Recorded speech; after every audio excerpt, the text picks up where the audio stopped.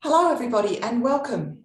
This is the third in a series of forums the University of Tasmania has been running on the future of work as part of the Island of Ideas public lecture series.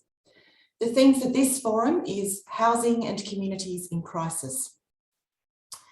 The people collected into this virtual space are of course in many different places, but I'm speaking to you from the land of the Muwinina people in Nipaluna Lutruwita.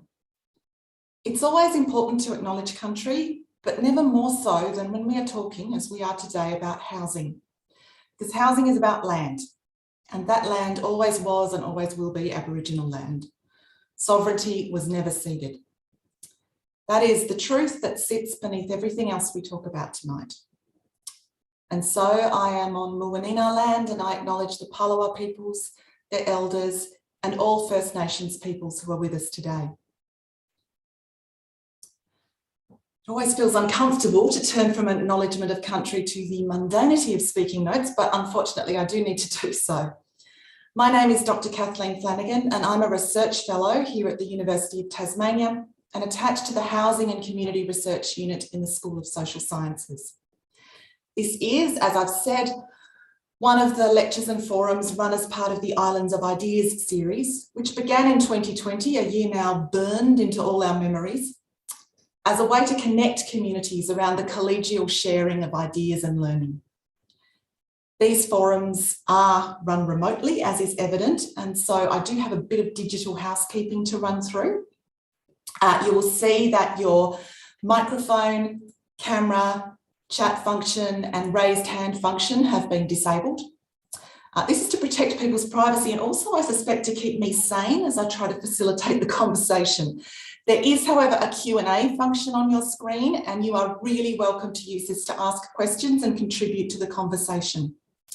I will attempt with as much elegance as I can to pass these questions on to our speakers in an orderly fashion.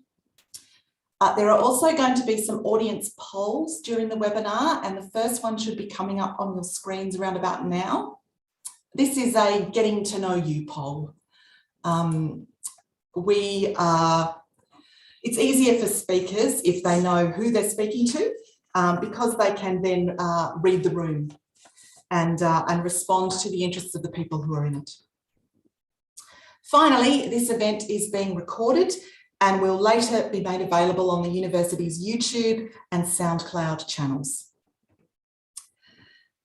So as I said, the theme of tonight's forum is housing and communities in crisis.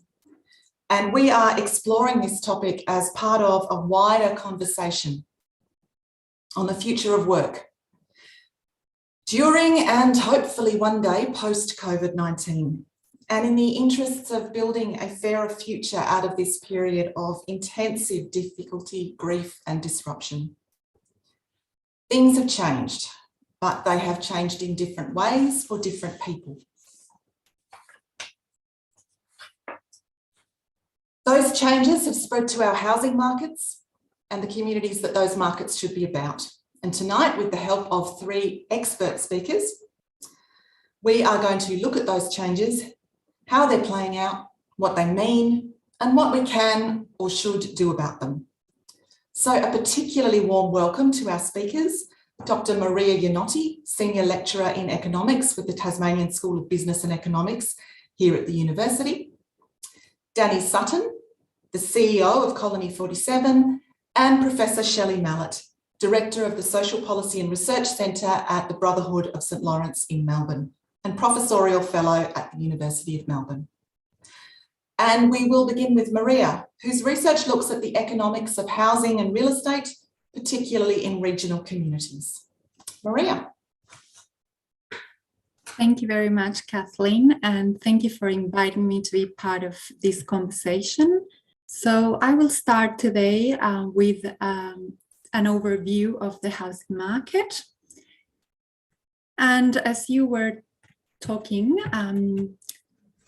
with the tail of lockdowns that we saw with COVID, there was a strong demand for housing, and that was underpinned by an environment of very low interest rates, Also, some build-up in household savings, government stimulus, as we all know, but also a shift in the demand. So households changed their preferences for housing because they had to spend more time in the house. They maybe wanted larger or better quality living spaces. They wanted lower density. Sometimes they were looking for to be close to amenities. But one of the fundamental factors changing demand for housing was the ability to work and learn remotely, and the capacity to decrease commuting time.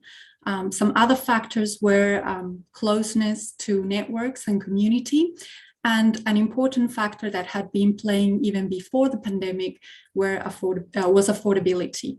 So what we saw was a migration out of cities. So if you, for example, look at Tasmania's net internal migration, it's clear from 2020 that there's a move out of urban areas into rural areas. For example, Hobart was one of the main significant urban areas nationwide that saw major decrease in population with the pandemic.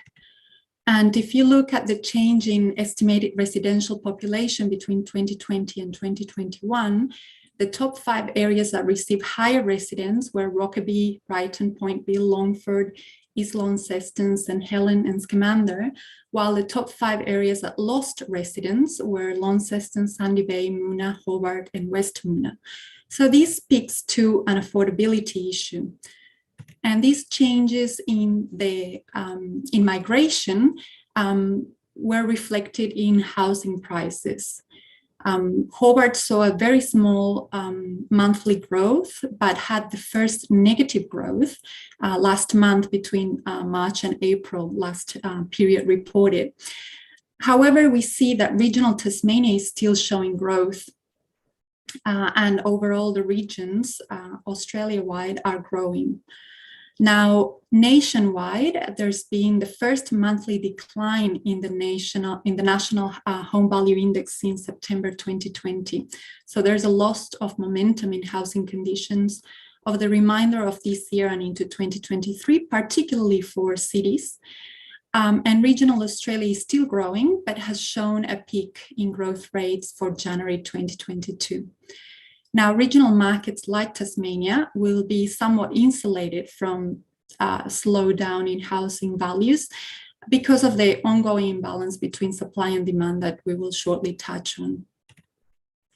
So the suburbs that tended to be relatively more affordable had seen the largest house price growth in the last 12 months, both for Greater Hobart, but particularly for regional Tasmania, noticing a much larger annual growth rate, about 33%. Now, I wanted to provide some perspective on the trend of house prices, showing that we have seen higher house price growth rates in Tasmania before. However, relative to the recent years and with the pandemic, the trend is up for all regions and not only Hobart and surrounding areas, so across Tasmania. The market has been changing, and if we look at the supply side, we're seeing global supply chain disruptions, which are delaying housing completions and increasing building costs, and of course they are exacerbating supply constraints. So this is evident in building costs, and as a consequence, there's a slowdown in the residential pipeline. That adds to the extremely low vacancy rates in the state at the moment. So for April 2022, the vacancy rate for Hobart was 0.4% and for Burnie 0.3%. And we have also seen some increase in short-term accommodation stock along 2021 and 2022. Now, we all know that the macroeconomic environment is changing, and there is rising inflation and rising interest rates. The stretched housing affordability, higher mortgage rates, and lower consumer sentiment have been impacting housing conditions over the past year. But housing demand and the outlook of prices are uncertain due to a range of factors, including significant changes in population growth. So a question is the regional influx that we're seeing permanent or not? And it's going to be labor markets, infrastructure, access to services, housing supply levels and affordability, and of course, demographic patterns that will play a key role in the housing market performance. So nationally, there are signs of a loss of momentum in the housing market. While housing value growth has slowed, rents continue to rise swiftly. And this is shown also supporting the very low vacancy rates that I showed before. So the rental market is very tight. Hobart remains one of the least affordable capital cities in Australia relative to income, and the rest of Tasmania is the least affordable region of the other rest of state areas considered. Early in the pandemic, rental demand for medium to high density dwellings fell sharply due to the preferences that I was discussing at the beginning of the presentation towards larger homes, and also because there was a demand shock from closed international borders. What we're seeing now is a shift in rental demand towards units or higher density, reflecting both the rental affordability pressures in the market and the return of overseas migrants and visitors. Moreover, the growth in rents is now outpacing the growth in housing values, which is supporting a rise in gross rental yields. So higher yields see investors comprising a larger portion of the housing market activity. Actually, the RBA showed that the monthly gain in investor credit growth last March was at the highest level since August 2015. Now, while private investors currently have an important societal role for providing housing services and increasing housing stock, there is a gap in the private provision of affordable housing services, particularly affordable rent. And this last snapshot that I want to show you shows that the demand for social housing remains very high. So I just wanted to make those important points and give a bit of a context to the discussion for tonight. Thank you, Kathleen. Thanks, Maria. That was fantastic. And a reminder to everyone, if you have questions, and I'm quite sure you do after all of that, please note that you can put them in the Q&A function in your screen at any time. And later on in the conversation, I can put them to Maria. So just feel free. Comments also welcome. Thank you very much. Now I'll turn to Danny. Colony 47 works with people whose experience of our housing market and rising values and changing values is largely one of marginalisation. Danny, how do you see the economic changes that Maria's been outlining playing out in real life? Thanks, Kathleen, and what a wonderful introduction, Maria, of the issues. Look, I think what I bring to this is a bit of a perspective around people. When we look at housing and we look at housing markets, it's very easy to focus on the data, talk about housing as a commodity and an asset. But where we see it really is about it's a place for people, it's a home. And when you think about the benefits a home has for people, you start thinking about their health and well-being. It's where they live. It's where they bring up their families. It's where they stay clean and healthy. And it's a place where they bring up the things that are important to them to be safe, secure, and healthy in their lives. So I think it's so important when we think about housing, we've also got to think about housing as a home, because it is so important to us and the way we live in the community. So what we've seen probably in the last year or two post-COVID, through the Housing Connect front door that Colony 47 works in, is quite a dramatic impact of the change of market conditions on people. As Maria's noted, we've seen a social housing wait list increase from around 3,000 odd to nearly 4,500 households. We've seen wait times too for access to housing for priority households too balloon out.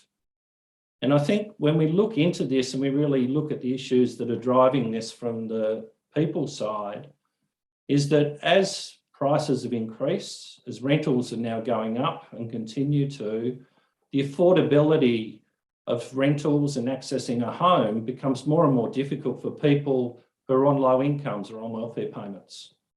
So the stress is on them in terms of being able to access housing, to make it affordable for them, but also to be available for them as well with tight rentals is becoming increasingly difficult.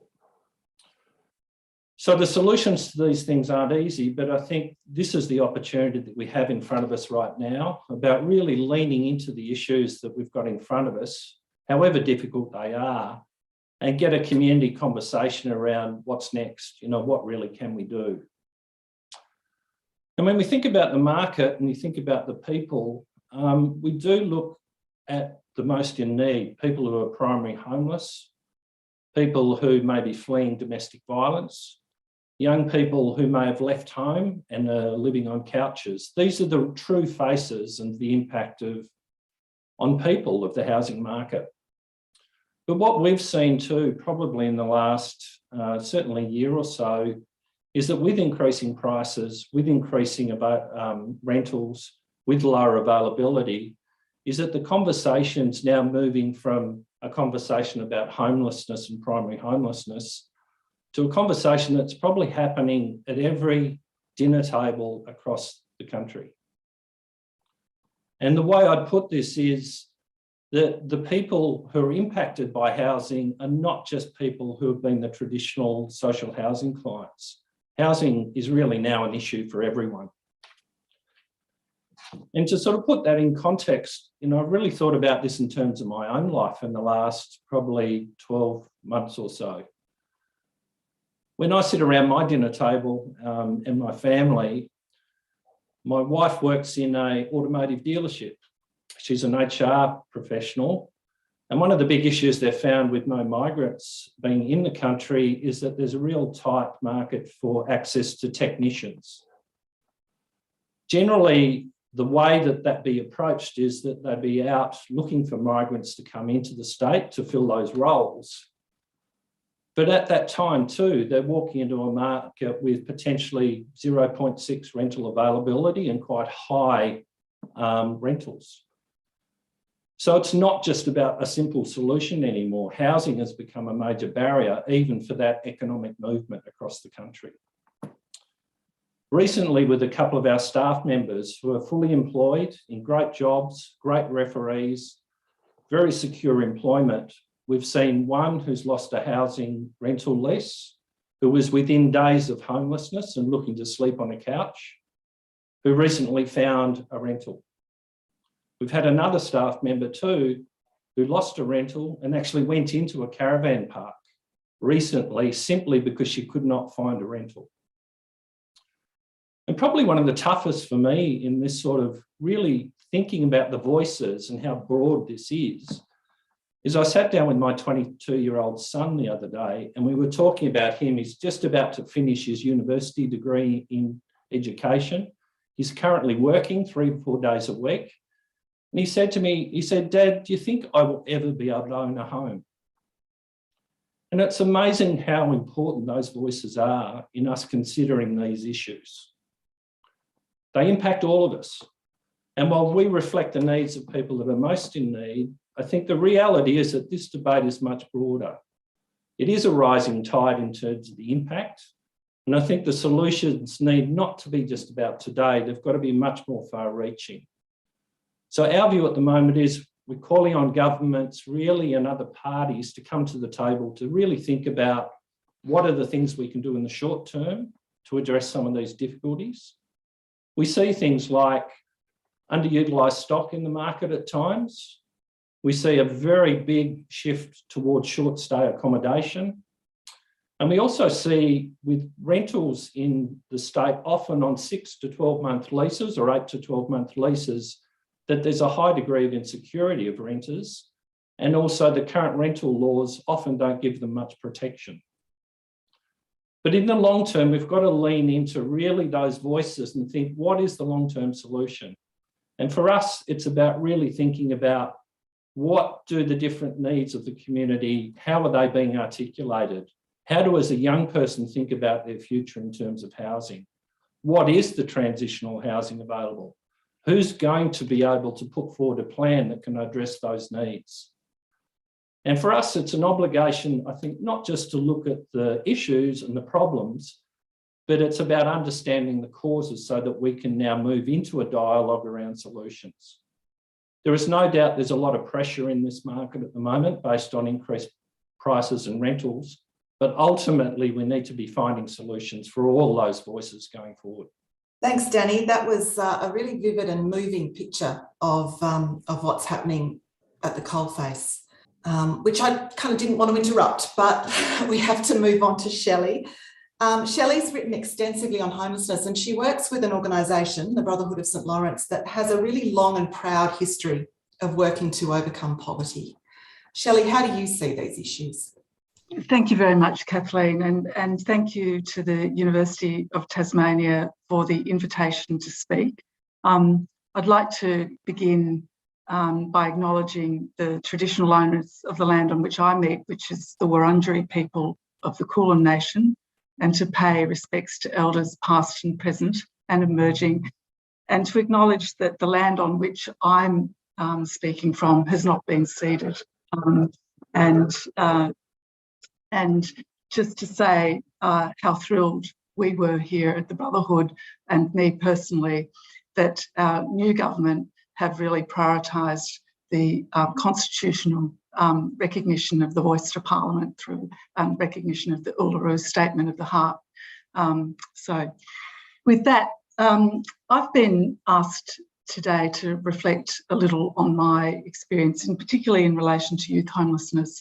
And I want to join up the conversation that's been having in the series around the changing nature of work or the future of work, and young people who are homeless. I work in both of those spaces, and at the Brotherhood, we've done a lot of work in youth homelessness as well as in youth unemployment, and currently working in Tas in relation to some of this work.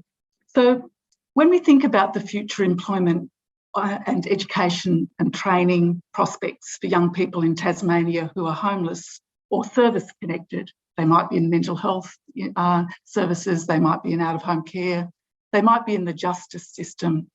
I think it's really easy to get depressed, actually. They have complex circumstances which have led them into homelessness. They're overrepresented in the homelessness population in Tassie as they are across the country, comprising nearly a quarter of all people who are homeless in Tas, as very similar figures across the country, actually. They're also overrepresented in the specialist homelessness service system in Tassie, the Housing Connect system, and they represent around a fifth to a quarter of the population in that service, in the specialist homelessness service system. And as Danny was indicating, as well as Maria, that the supply figures represented early indicate that this is hardly surprising. If we just take the supply side of the issue, low rental vacancy rates, less than 1%, consistent in much of Tas. Rental costs are extremely high, unaffordable, particularly unaffordable to young people. And as Danny said, as young people in middle-class families, let alone young people surviving on the youth allowance, which is pegged well below the poverty line.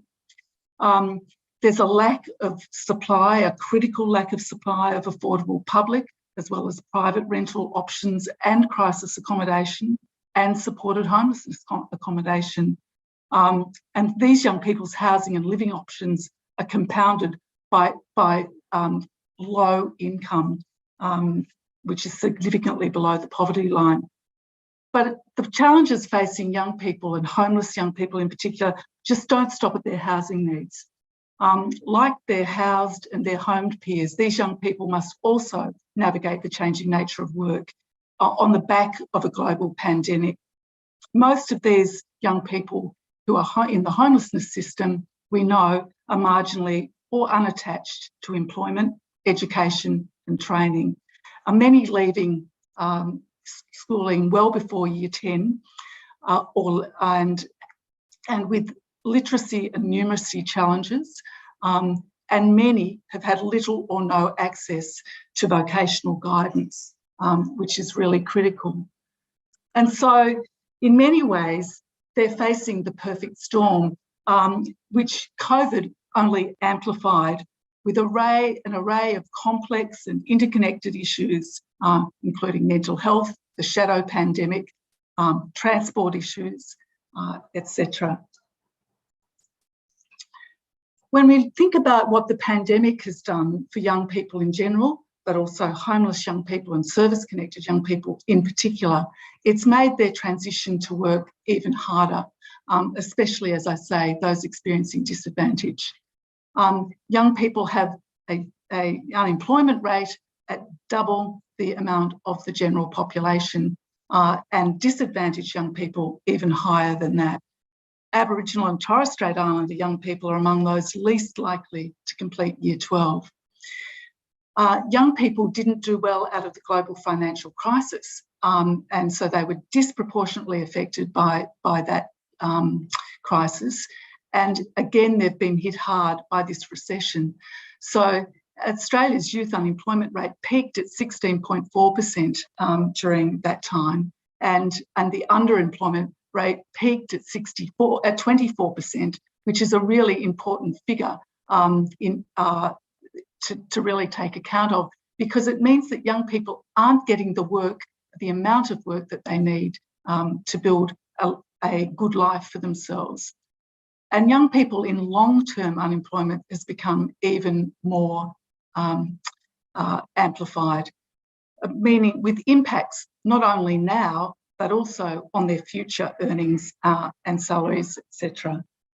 As we've seen coming out of the pandemic, we're seeing from employers that there's really strong demand, and particularly in a range of industries, as we know, in the service industry, and hospitality, travel, etc.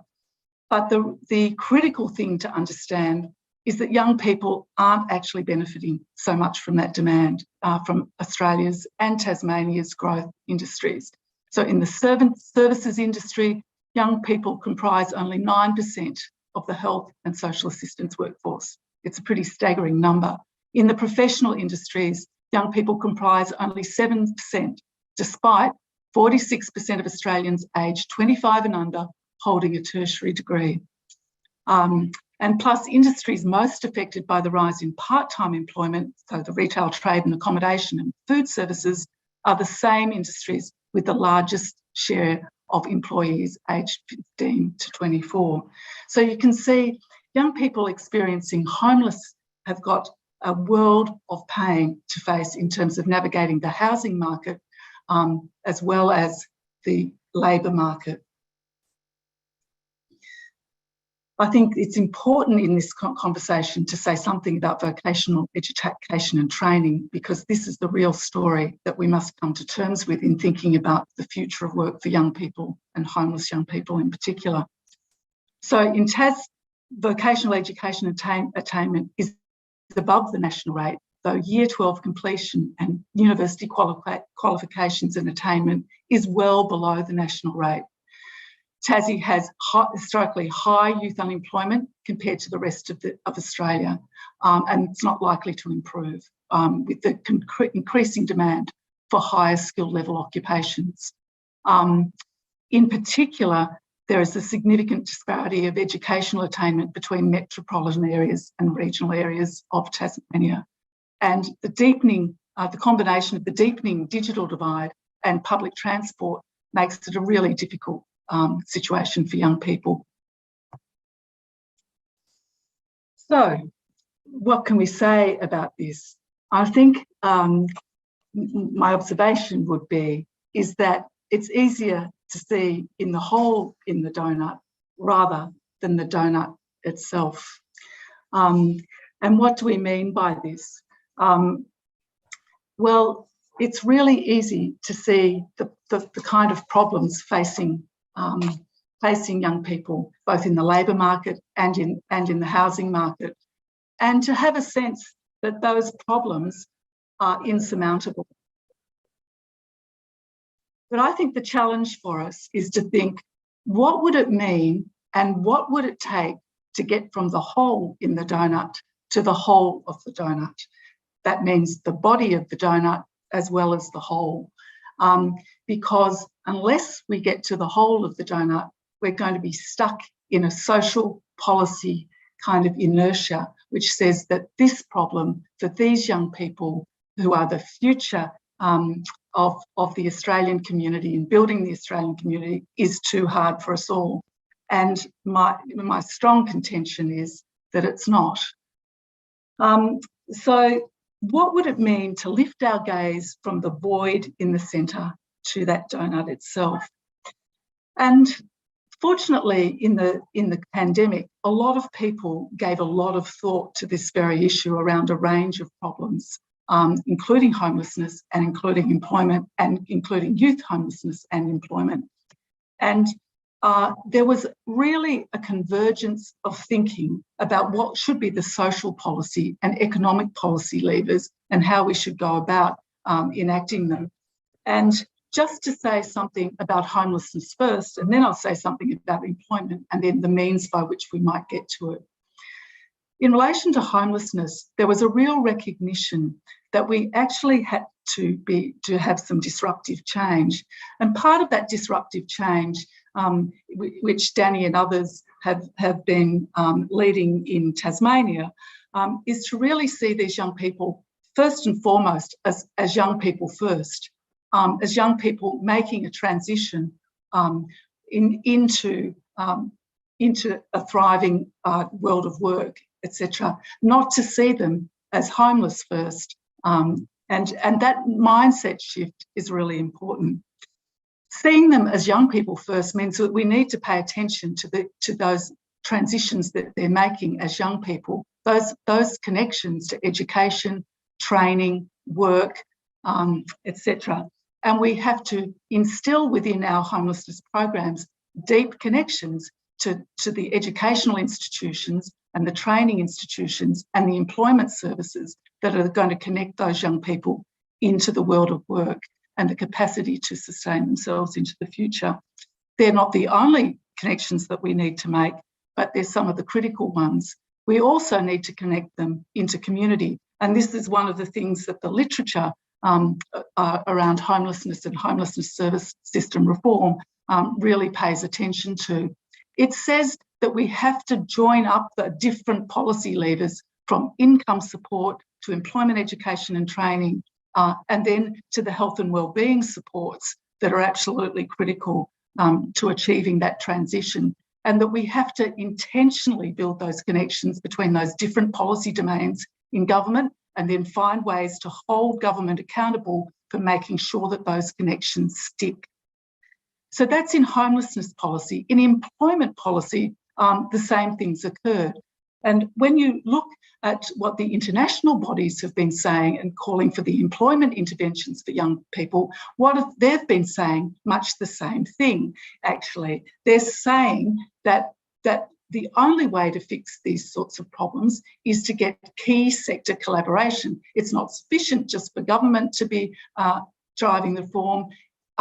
It also is going to require the investment of community, of business, of the educational institutions, and it's going to require and cross-departmental policy, and it's going to require it in place.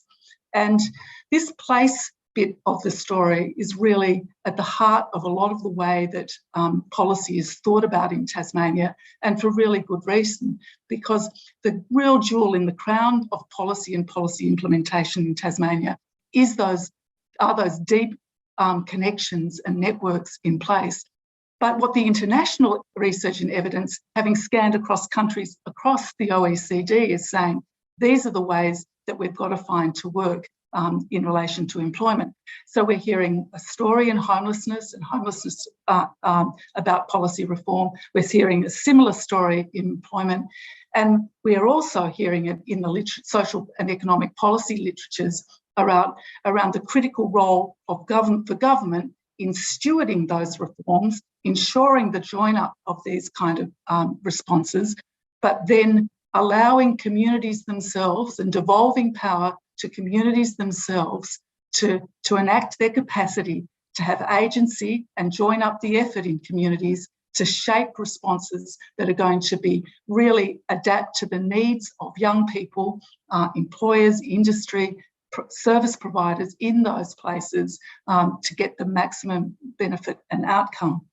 Now, they're big picture ideas, but there are some ones that we can think about in more practical terms. And I think the one thing I would like to end with in my section of this is that some of these big picture ideas are being really implemented as we speak in Tasmania.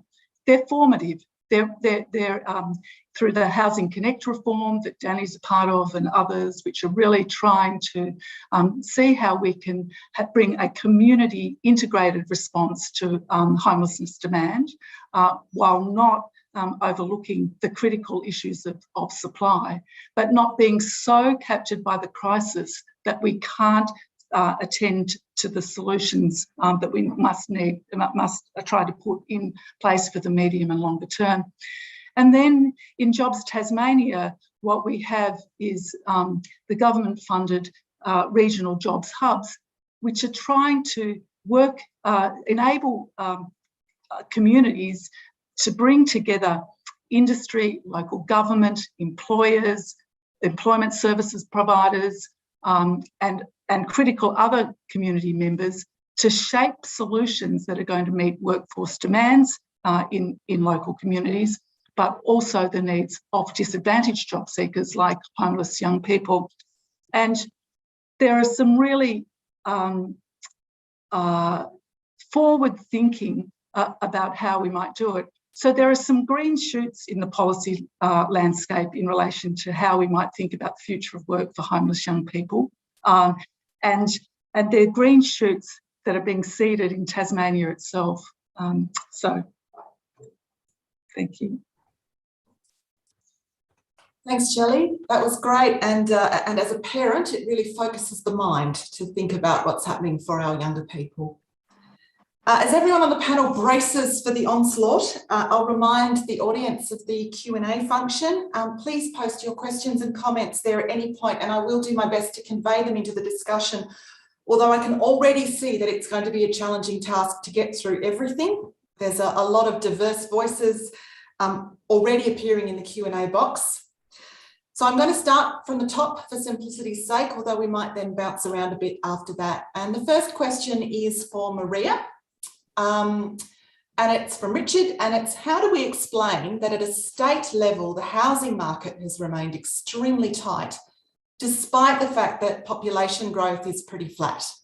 And Richard's pointed out that there was negative net migration to Tasmania in the third quarter of 2021. Yeah, thank you, Richard, for that.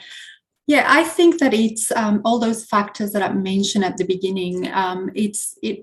Particularly during the lockdowns and a bit after when everything started opening, it wasn't really a big influx of people coming in yet into the state, but it was a matter of changing preferences for consumers of housing. So the need of being closer to amenities, or having more space, having an extra bedroom for an office, or having outdoor space for the kids to play when we're in lockdown, or those kind of considerations made people to change their demand for housing, the services they expect for housing. So and the change that we saw also from from urban to rural was not necessarily from outside or mainland migration, but internal migration. I would like to offer some mind-blowing statistics from last year, and there was a 4-time growth, so it grew 4 times the number of properties sold in excess of $1 million in Tasmania, and locals acquired over 3/4 of those properties, with only mainland buyers getting around 22-23% of those. So a lot of that demand is local. There has been a change in preferences, and the supply hasn't increased. So the market remains very tight. Thanks, Maria. I can remember when a house selling for $1 million was front page of the paper news. We got very excited about that kind of thing. And now it seems it's almost an everyday thing. I'm actually going to combine two questions, and these are probably best directed at Danny, at least at first. Someone has said our state government is spending significantly on long-term social housing, which is awesome. However, should we also build much more short-term accommodation to cater to the increasing homelessness situation? And I'll just add into that, another questioner has asked, what do we do about those people whose experience is of complex homelessness where simply housing isn't enough to resolve their issues? Thanks, Kathleen. Great questions. Look, I might start with the latter one. Primary homelessness often does result in very complex issues for people. And in our world, that would be, we're dealing with issues such as safety and security regularly. We can see a lot of trauma with clients who are unsecure in the community. Mental health is a fairly major issue that we regularly deal with. So, generally we are dealing with more than just simply a need for housing. And often too, we see that probably in the last 20 years, there's been a deinstitutionalisation of care for a lot of these people for good reasons. But what we tend to find is we deal with one or the other. So we'll deal with housing as the issue, provide people with housing. And we see this quite often in the mental health space where people may come out of a hospital, go into the community.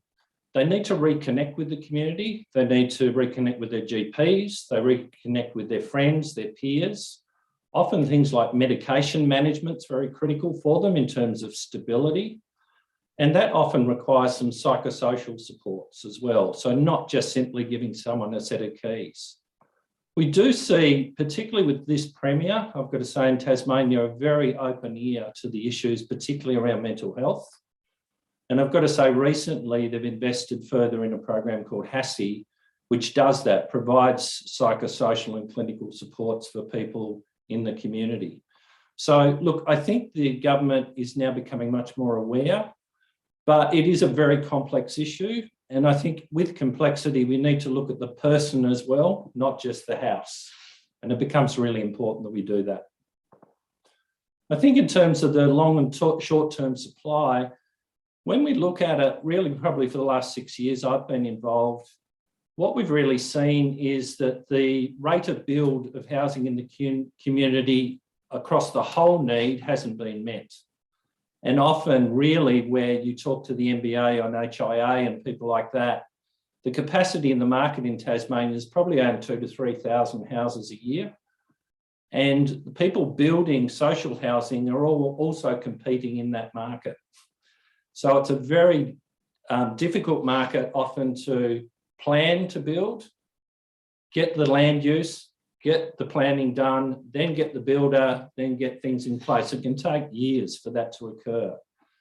So the key to this really is about long-term planning, that we really hold the needs and the voices of the people that need it. We can then respond through thinking a year and 2 and 3 years out so we can start building the capacity and really thinking about how we do that in a structured way to meet the requirements of the people. It is difficult. But I've got to say, to date, even though money is available, the current government has around, well, they put on the table $1.5 billion for 10,000 houses. It's not about the announcement. It's actually about when people get the keys in their hands is when that house becomes a reality for them. So we've really got to lean into the planning issues now going forward. Thanks, Danny. There's a couple of questions here from people clearly speaking from different sectors, one about the health workforce and one about the building workforce, who obviously we need quite a bit of at the moment, asking about the connection between employment and housing in a really specific way, which is where lack of housing means that people can't take up job opportunities and therefore we can't fill skills shortages. Shelley, do you have any views on that? I noticed you nodding. So thanks, Kathleen. Yeah, it's become an absolutely critical issue, particularly in Tasmania, but not only in Tasmania. And I guess this is where being able to join up policy across government departments is going to be really absolutely critical to meet those workforce supply needs.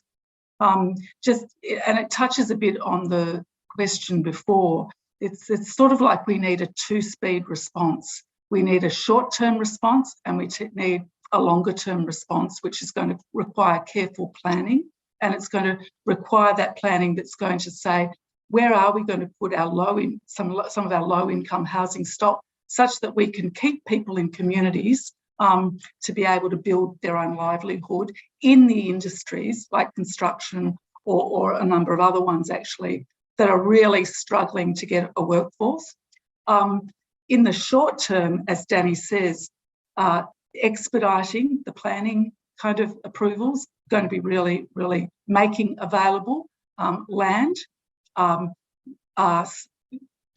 being really innovative about the sorts of low-cost builds, and there are some innovative solutions out there that I think are really worth looking at, are going to be really important. So that actually you can have a win-win in terms of disadvantaged job seekers and some of the homeless job seekers, but also in those industries, in those places.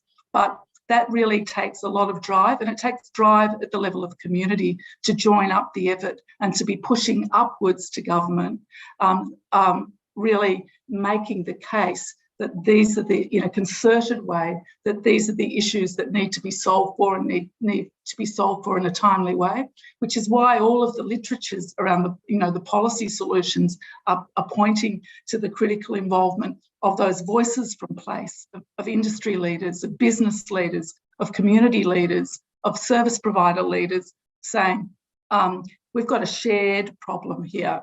It's shared and we have to push up into it. Thanks, Shelley. There is a question in the Q&A about tax policies, capital gains, negative gearing, those very familiar policies that we all know about. But there's actually another question that I think gets to the heart of it a little bit more, and it's this. Is there an overview of the beneficiaries of rental and housing stock price changes? And is there a sense of the sizes of the groups involved in any trade-offs? I like that question because it gets right to the heart of it, which is winners and losers. Any kind of reform has both. And do we have any sense, Maria, of the kind of relative sizes of the groups involved and any changes that are happening with those? No, well, I'm not up to those sizes that you mentioned. And I have to say that there's much attention into certain jurisdictions and countries that are changing these types of regulations. So New Zealand, for example, getting rid of some of these tax policies and seeing how their market behave, but not only the market, but how these inequalities change. There's definitely always going to be winners and losers, and that's the challenge, right? When we make a change, who gets affected and who benefits, and we are after a greater benefit than cost. But I would like to make the point that whether we philosophically agree with it or not, private investors are very important in the market. Whether we like them, there's a lot of derogative connotation against them, but they are an important player in the market. And I think that discourse has to be around how do we entice them or incentivize them to offer their properties to affordable in the affordable market to get the benefits, and these may not, the NRAS, the National Rent Assistance Scheme, was in place for a while, and now it's been taken out,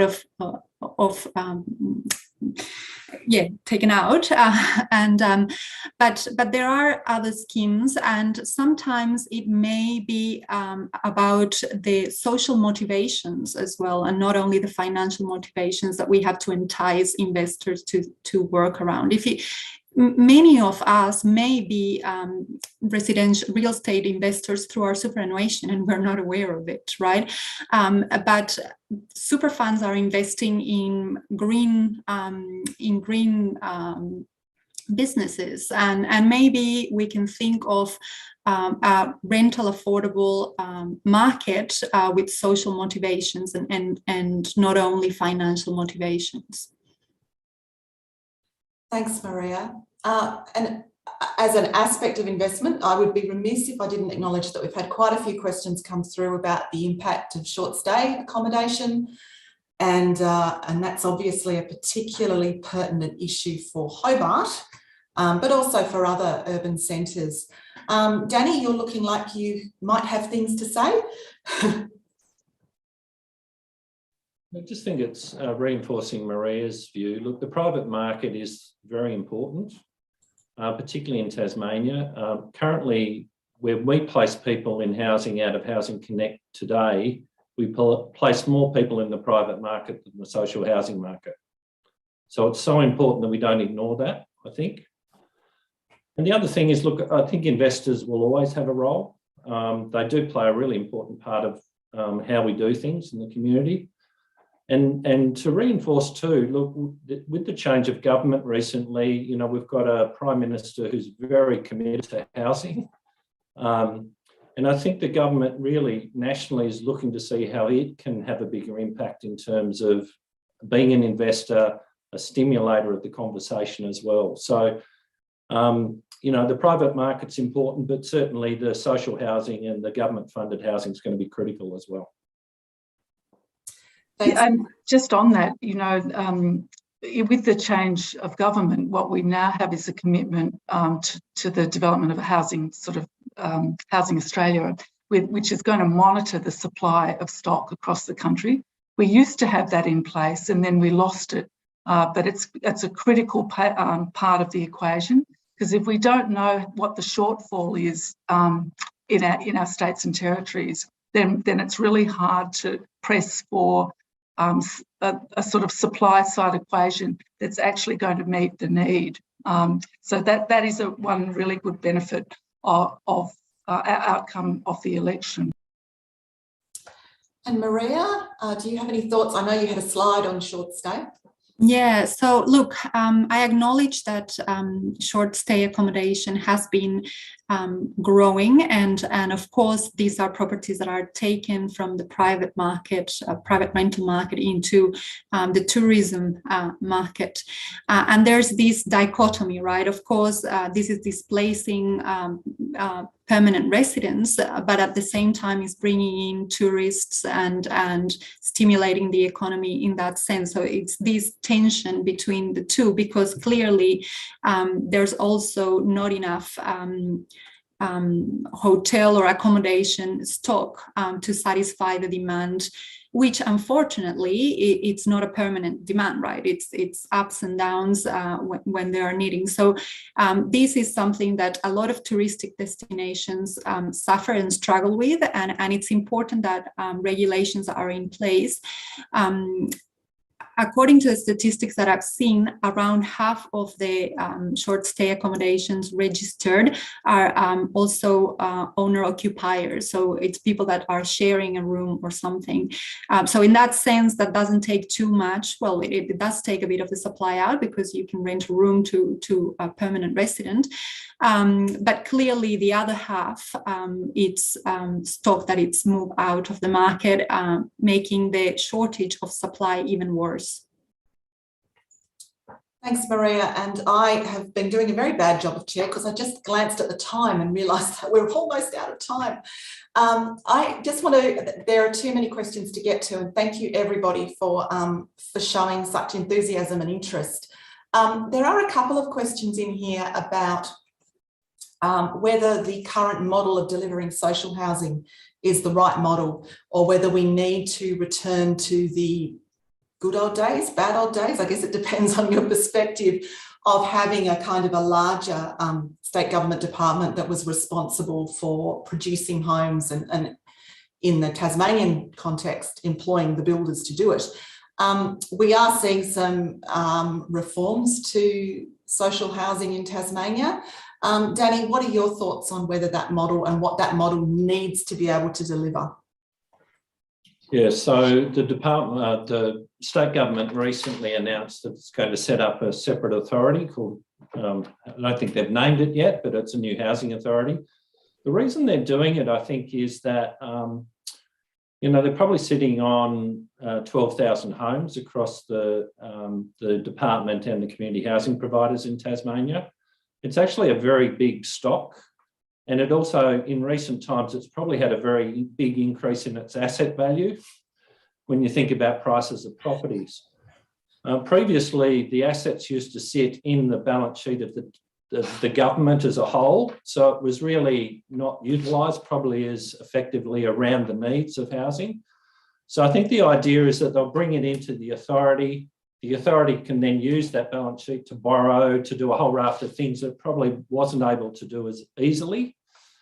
But it also will have the opportunity to, I think, frame the whole social and affordable housing system in a way that it's looking at the demand side, so the people, their needs, the different cohorts, the young people that Shelley's been talking about, and then starting to look at, well, how do we now plan and build the stock for those people? And the thing that really strikes me in Tasmania is, if you think about it, Shelley's really well articulated. Young people have a need to transition into housing that's fit for purpose, close to training and employment, close to services. But we've got a very ageing population in Tassie too. So we've also got a lot of downsizers who are looking for very similar stock.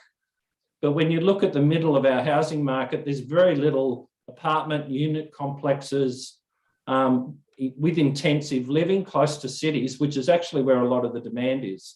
So I think having this authority, we can then start sort of visualising better the future and then starting more investment as we go forward. So look, I'm very hopeful. I think it's actually a very powerful idea, but like everything, it's going to need a lot of good policy direction, some great leadership, I think. But it'll, rather than being a builder of 3-bedroom homes and quarter-acre blocks, it's actually got to be a very diversified developer now of homes for those needs. So I think it's quite exciting, but it will take a lot of work. I want to echo that Danny said. Really, part of the story of the short supply, it's also the fact that the supply available is not what it's needed, and that's evident. And so it's not only that we need more supply, but we need supply that meets demands of people looking for housing. I'm afraid I need to bring things to a close now, which is disappointing because we were just getting going and there are so many good questions sitting in the chat box that we haven't been able to answer. In my speaking notes, it said that I was supposed to close with my personal reflection on the event, which feels surprisingly intimidating. So I'm going to borrow from the words of a good friend of mine. And she says that when she finds herself worrying that things are awful because of climate change or war or kids sleeping under bridges because they don't have decent housing, and she feels like what she tries to do isn't enough, she reminds herself that there are good people working on these problems. Good people with knowledge and skills and capabilities and expertise and frequently lived experience of what they're trying to counter. And our job, she says, is to have their back. So, I mean, I hope that I do my bit for housing as a housing researcher, but I'm also gladdened that there are others in this community who are working on these problems and working towards a fairer world. And it's been an absolute privilege to listen to them tonight. So thank you to our speakers, Dr. Maria Yanotti, Danny Sutton and Professor Shelley Mallett. Thank you everyone out there for joining us and contributing your thoughts and ideas. You'll now see a link on your screen to the Island of Ideas website, and on that website you will soon find this evening's presentation in video and podcast format, as well as other events in the series and lots of other goodies. But from us now, it's good night.